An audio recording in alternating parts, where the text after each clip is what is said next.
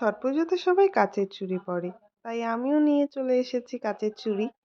এই যে পরে এখন বসে সেলফি তুলে দেখছি কেমন লাগছে আমায় কাচের চুড়ি পরে। ভালোই লাগছে। এই যে সবাই রেডি, এখন ডালা নিয়ে ঘাটে যাওয়া হচ্ছে। ঘাটে এসে সবকিছু গুছিয়ে কাকিমুনিরা জলে নেমে গেছে। জানো তো, এই প্রথম এই ছট পুজোটাকে আমি এত কাছের থেকে দেখছি। ছোটবেলা থেকেই ছট পুজো হতে গেছি ঘাটে, কিন্তু এভাবে কখনো কাছের থেকে দেখিনি। এত যে নিয়ম এত কঠিন শুনেছি, কিন্তু এবার আমি দেখলাম যে হ্যাঁ, ভীষণ কঠিন। ঘাটে এসে সবার সাথে এই ফটো তুলছি, সেলফি তুলছি। সেভাবে ভিডিও তো করে উঠতে পারিনি। ওই কিছু ফটো ছিল, তো সেটাই ভাবলাম তোমাদের সাথে শেয়ার করি।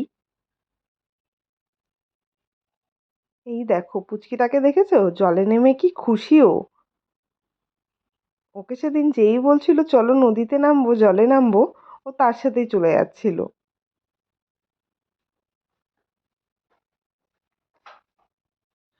সবাই জল থেকে উঠে পড়েছে। বিকেল ঘাট শেষ। এখন এই ডালা মাথায় নিয়ে আবার বাড়ি যাওয়ার পালা।